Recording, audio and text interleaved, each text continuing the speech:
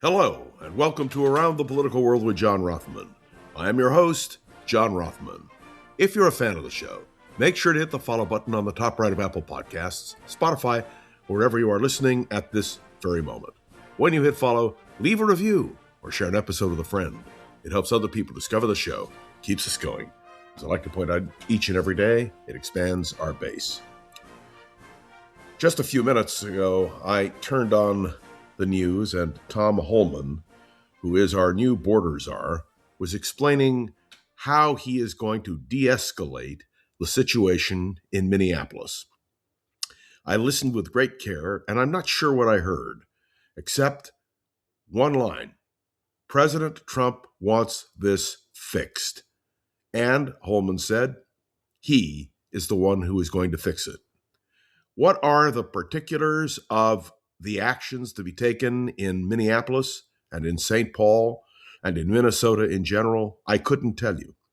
And how does it apply to the rest of the nation, where crackdowns are taking place? What we know for sure is that Greg Bavino and his attitude will not be visible. But what are the underlying policies of the Trump administration? And how will this question of immigration be addressed? And by the way, what happened in Minneapolis was not a question of immigration. It was a question of a government crackdown on perceived problems. 2 people dead. And it is the outrage of the fact that those 2 people are dead which has caused the administration not to shift its approach, as Tom Homan made clear, but just its tactics. So all of us are going to be glued to the question of whether or not this signals a real change, or whether or not those who have lived in terror and continue to live in terror will still face that tragic moment. So we're going to watch and see and not forget what has happened in Minneapolis. And we're hoping that maybe, just maybe, there will be some change that will make a difference. But remember, 2 people are dead. The rhetoric of the Trump administration has been harsh. Kristi Noem continues as Secretary of Homeland Security. The Cash Patel FBI continues to wreak its havoc. And there is no doubt in my mind that the attack on Democrats in Minnesota is going to continue. All of these questions need to be understood and addressed. So we can't make a snap judgment this morning about whether or not the appointment of Tom Homan to this critical position will make a difference. But as long as he is committed to carrying out the president's mission, I think we have a problem. Something else happened that disturbed me profoundly, and I want you to understand this in the context of my history. In 1960, there was a dispute about who won the election. After the November 8th election, John F. Kennedy versus Richard Nixon, there were many who cried fraud. And in fact, I watched the other day, and I urge you to do the same on YouTube, Richard Nixon, January 6, 1961, conceding the election to John F. Kennedy. He was, of course, vice president, president of the Senate. It was his responsibility to make sure the electoral votes were counted and to certify John F. Kennedy as president and Lyndon Johnson as vice president. Nixon performed his constitutional duty, and even the Speaker of the House, Sam Rayburn, who was no fan of Richard Nixon, applauded and shook his hand. It was a demonstration of how we in a democracy have a transition in power. Well, there's a small item in the newspaper this morning, in the San Francisco Chronicle, around the nation and the world. And the very small headline is, Georgia, FBI agents execute warning at election office. And the article reads as follows. The FBI on Wednesday searched the election office of a Georgia county that has been central to the right-wing conspiracy theories over President Donald Trump's 2020 election loss, acting just 1 week after Republican leaders predicted prosecution over a contest he insisted was tainted by widespread fraud. The search at Fulton County's election facility sought records related to the 2020 election. County spokesman Jessica Corbett Dominguez said, "Do you understand it is Donald Trump's repeated line that the election of 2020 was stolen, that it was a fake election, that he really won? And of course, the centerpiece of these arguments was Georgia and Fulton County. Every investigation has proven that Joe Biden carried Georgia. Pure and simple. Donald Trump lost. But he continues on this unbelievable rampage, suggesting that in fact the election was stolen from him. This, in stark contrast to Richard Nixon, who really had a case that the election might have been stolen from him, but put American democracy first.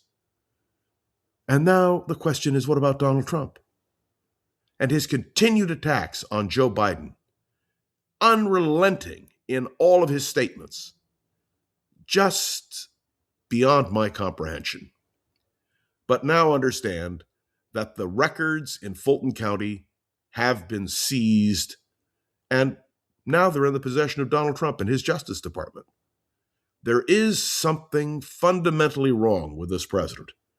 He is obsessive and compulsive about the 2020 election. And that's not all. We opened this podcast this morning talking about Minnesota. Do you know that Donald Trump has had the audacity on more than one occasion to insist that he carried Minnesota in 2016, 2020, and 2024, even though he lost the state in each and every election? There is something fundamentally wrong when the President of the United States cannot concede that he lost an election, and when he wins an election, to be, well, shall we say, less than gracious and less than committed to the democratic system. I point this out this morning with great regret, but without any doubt, Donald Trump's continued assertions and this action in Fulton County should disturb every single one of us. The next issue we need to talk about is the partial shutdown, which now seems increasingly likely. The Democrats are demanding major changes to ICE. Of course, we witnessed major changes this morning with Tom Homan. But there is a question. Will this lead to a partial government shutdown? Now, the Senate Majority Leader, John Thune, has said he is waiting for Democrats to outline their wants, what it is they want, and suggests that they need to be talking to the White House. I don't know whether there will be a shutdown or not, but I do know this, that what ICE has done is unconscionable, and whether or not things will change depend. But this president has a particular approach, and that approach seems consistent and constant, whether it has to do with the crackdown, as he calls it, or it has to do with what's happening in Minnesota, or what's happening right now in Fulton County, Georgia. But let's turn our focus for a few minutes to the threat that now exists of a strike by U.S. forces in the Middle East. The Arab world is put in a real quandary.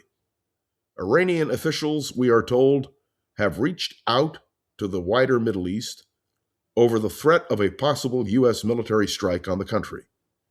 Well, the value of Iran's currency has reached a new low a month since the start of the protests that have spread nationwide. And the simple truth is, Donald Trump said, if they continue to kill these protesters, we will come in, we will save them. Well, those protesters are dying. They're dying in large numbers.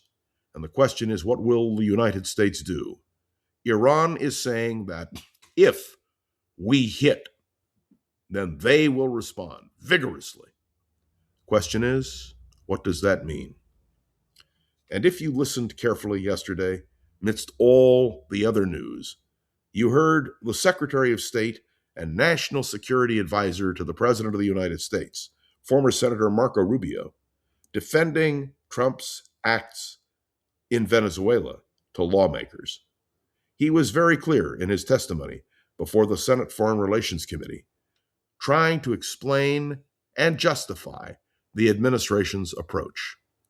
The simple truth is that foreign policy, as we have stated in the past, is the province of the President of the United States. Whether or not the Abraham Lincoln and the armada we now have off the coast of Iran will continue on its mission, and whether or not attacks will be made directly on Iran depend completely on Donald Trump and his judgments.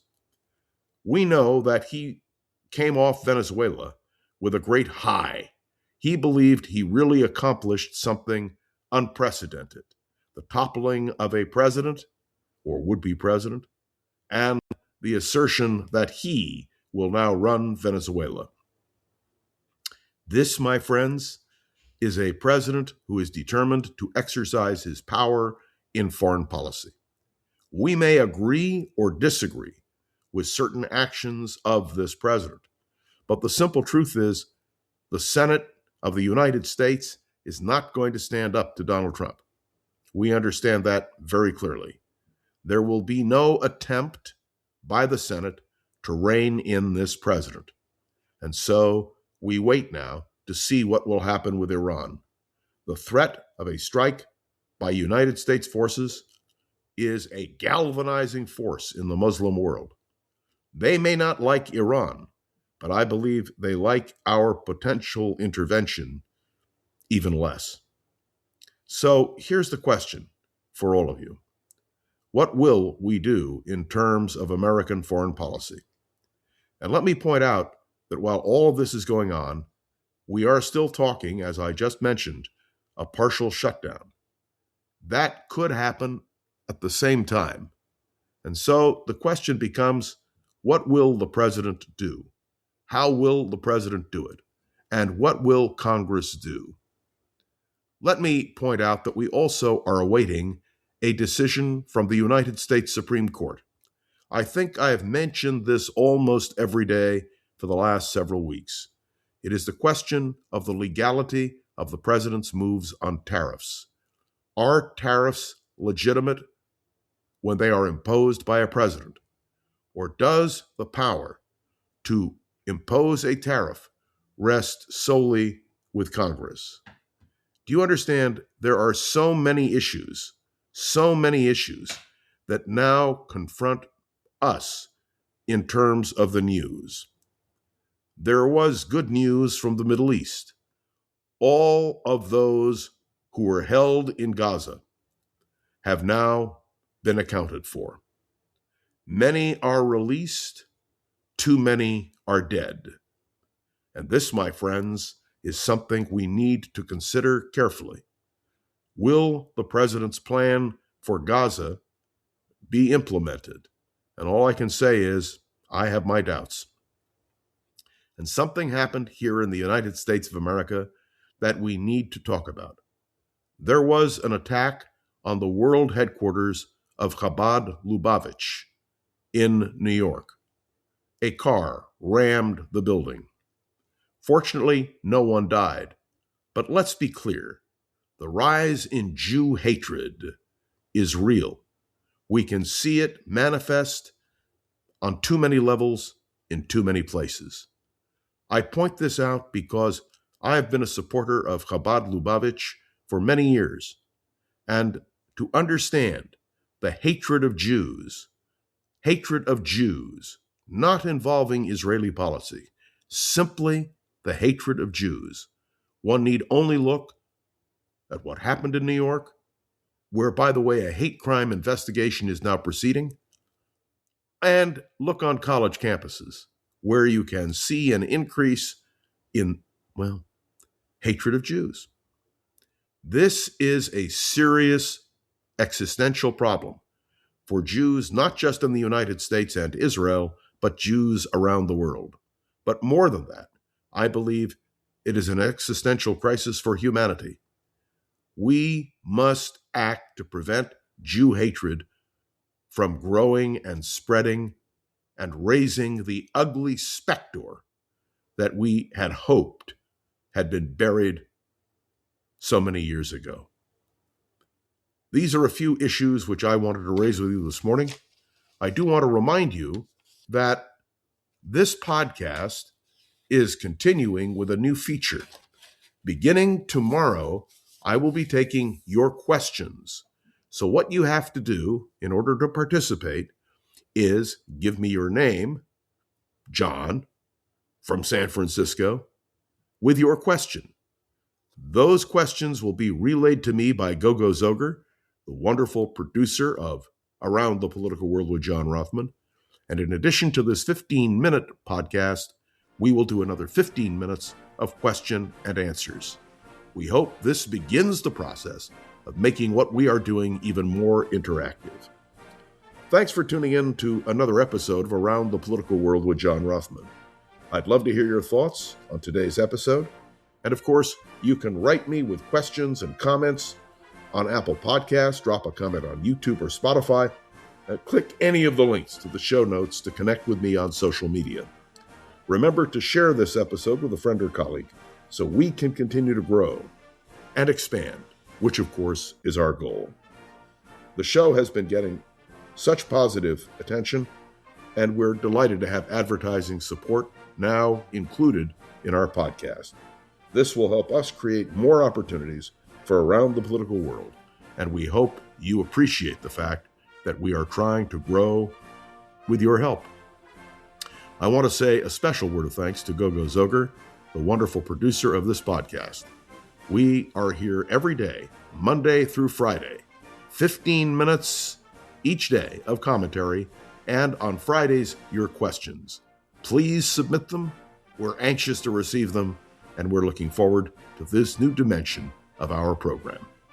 I am John Rothman, and you are listening to Around the Political World with John Rothman. See you tomorrow. If you like the show, please take a moment to rate, review, and subscribe. It really does help the show to grow.